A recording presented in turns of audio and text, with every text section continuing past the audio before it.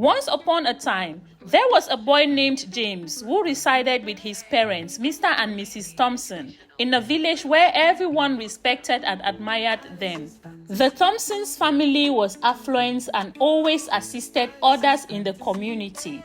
Individuals would approach them for communal issues, spiritual guidance, or funds whenever they encountered problems. James was the youngest of 5 siblings. He was a bright and kind-hearted boy who always listened to his parents and attended church with them every Sunday. By the time James started high school, his parents were older. They had raised his older siblings strictly, but with James, they were more lenient. All their offsprings had turned out well, and the community admired the Thompsons for raising such a wonderful family. James had a childhood companion named Nathan. They attended church together, walked to school together, and were always seen together. Everyone knew they were best friends. Both were intelligent and performed well in school. They were now in their penultimate year of high school. In their class, there were some older boys who had repeated the same grade multiple times. The teachers were exhausted from telling them to behave. One day, Nathan didn't attend school and James felt lonely without his friends. After school, as James walked home alone, Mike, one of the mischievous boys, approached him. Mike was always the center of attention and very charming. He invited James to join them at the busy corner shop where they often gathered to play games and tell stories. James hesitated because he knew his parents wouldn't approve, but Mike's charm and the thrill of doing something new tempted him. He decided to go just this once. When they reached the corner shop, the boys were sitting with girls from their school. James was ushered to sit next to a girl named Sarah. James felt a sense of freedom and excitement he had never felt before. He knew he had to be cautious not to let his parents find out, but for now, he enjoyed the moment. James began spending more time with his new friends, learning new things that went against what his parents had taught him. At first, he felt guilty, but he told himself he could stop whenever he wanted. He believed his parents trusted him and that he would never truly stray from the right path. But soon, James became more involved with his new friends. Teachers at school noticed he started sitting at the back with them, leaving his best friend Nathan alone in the front. The teachers told him to move back to his original seat, and he would for a while. But then, he would return to sit with his new friends again. Sometimes, Mike will even intimidate the teachers to leave James alone. James and his new friends would always hang out together. But what James enjoyed most was spending time with Sarah, a girl he met through the group. When Nathan tried to persuade James to leave this group, they would mock Nathan for always carrying a Bible and preaching. James saw that this hurt his friend, but found it difficult to leave the group or tell them to stop. Instead, he started teasing. At home, James' parents noticed he no longer spent time with Nathan. When Nathan visited, he told them about the bad company James was keeping. His parents were worried, but believed in the good value they had instilled in him. They prayed for him, hoping he would come back to his senses. He barely passed into his final grades in high school. When his parents insisted James attend church, he would make excuses about needing to study for his crucial exams so he could get admitted into the best universities. His parents were pleased with this and allowed him to skip church, so he barely attended anymore. James started sneaking into his home when his parents were not around. Sarah loved James deeply and thought he was a good person. She told him they should stop hanging out with Mike and his friends. Now that they had each other, she promised to stop going to the corner shop, and the following week, she kept her promise. But after that week, Mike brought another girl to James, saying, "My friend, I can't let you be alone. Look who I brought for you." James hesitated because he wanted to be with Sarah only. But Mike convinced him that Sarah felt too superior to hang out with them anymore. Eventually, James started changing girls like his friends, feeling guilty at first, but soon getting used to it and finding it fun. His parents noticed he was coming home late more often. He would tell them he was studying in a group, and they had no reason to doubt him. When they went to all-night prayers, James would go out drinking with his friends and some girls. When the mid-year results came out, James, once the bright student, had failed all his subjects. His parents were shocked. "You always come home late, saying you are studying. Is this what you are studying for?" his mother asked. But before they could question him further, there was a knock at the door.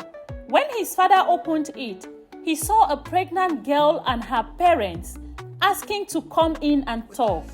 It was Sarah's parents and Sarah herself coming to report her pregnancy. "James! My James?"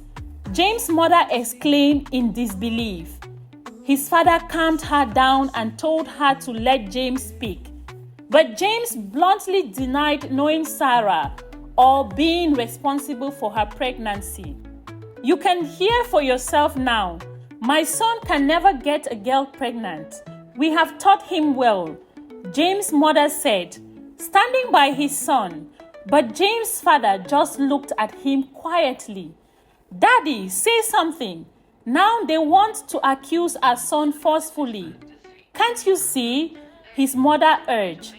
"The way you have been acting these past months, I can't put anything past you.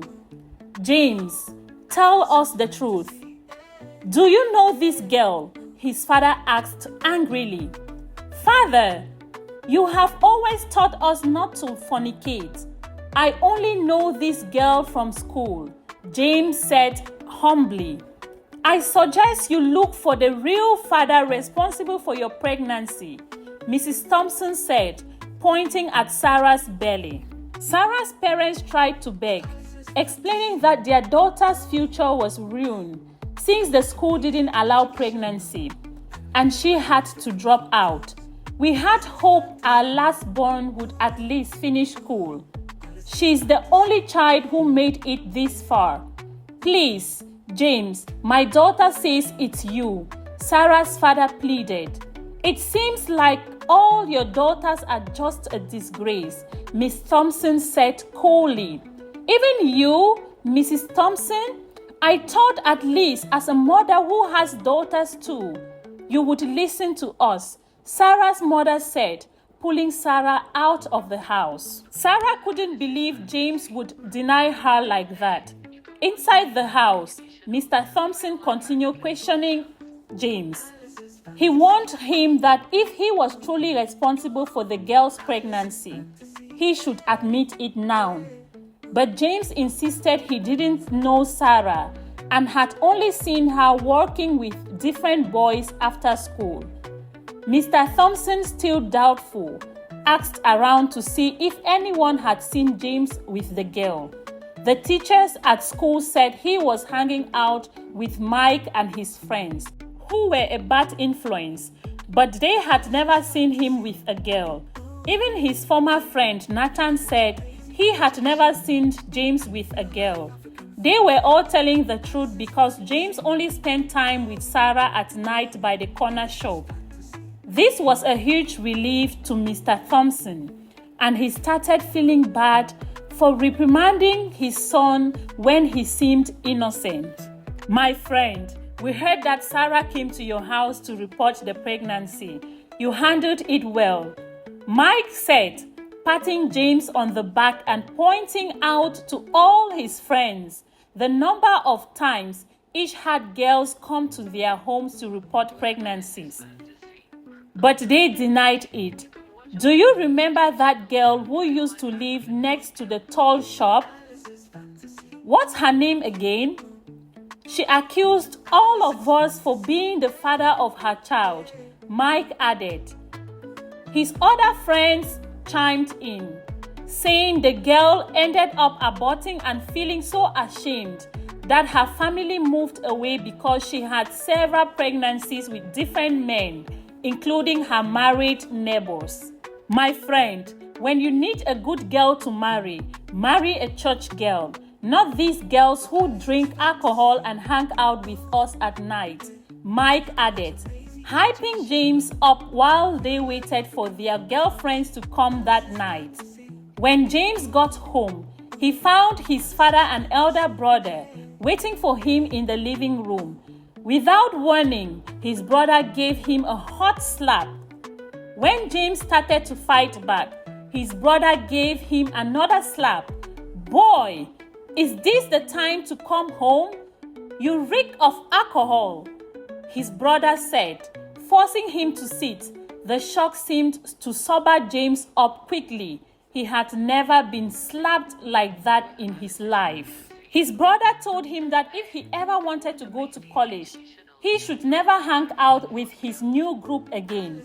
He was to come straight home after school and only leave the house to go to church or run errands. James nodded his head while he sobbed silently.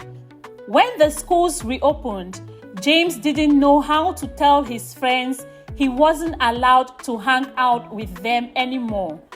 He still went to sit with them as Nathan had already found new friends.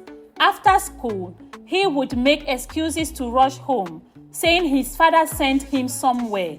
James tried to catch up with his studies, but it was difficult. His group of friends didn't listen in class, write notes, or do any homework. Just when his father thought he was following his brother's instructions, another family came to report their daughter's pregnancy. His parents, knowing deep down that their son was likely responsible, chose to support him. They lied to protect their family's name, denying the allegations and dismissing the women as liars. This pattern repeated itself until one day, James heard that his former friend Nathan had gotten married to a pastor. James wasn't surprised, knowing he had always loved church and held high moral standards. He never stopped thinking about him, regretting how he let their friendship fade. Years passed, and James finally met someone he wanted to marry. She was a church girl named Eve. James had met her through a childhood friend, David, who had become a pastor. James' friend told him that he had found the perfect virtuous woman for him to marry. James and Eve had a beautiful wedding, and soon after, they were blessed with 3 children. Their marriage seemed happy for many years until one day, a DNA test revealed that none of the children were biologically his. James was devastated. His world shattered. He couldn't believe that the church girl he had married, who he believed to be virtuous, had betrayed him so deeply. His trust in everything he once believed in was completely destroyed. When James confided in an old friend, Rachel, she told him that Eve had a promiscuous past, which only deepened his sense of betrayal. James, feeling utterly lost, confronted his parents about this situation. Seeking some form of understanding or closure, his parents, filled with guilt, acknowledged that their own past sins and lies may have contributed to the situation, leaving James feeling even more broken and uncertain about his future. James' story teaches us that sometimes stepping away from the noise of modern dating can lead us to something beautiful. He rejected the pressures and expectations of the dating scene to find a genuine connection with someone who shared his core values. It's a reminder that love doesn't always look like what society tells us it should. Sometimes it's about finding that one special person who sees you for who you truly are. Dear viewers, What do you think about James' choice? Would you reject everyone for a church girl or someone with similar values? Let us know in the comments below. And if you are curious to hear more wild dating stories, don't forget to check out our next video on dating experience that went viral. Thanks for watching. See you in the next video.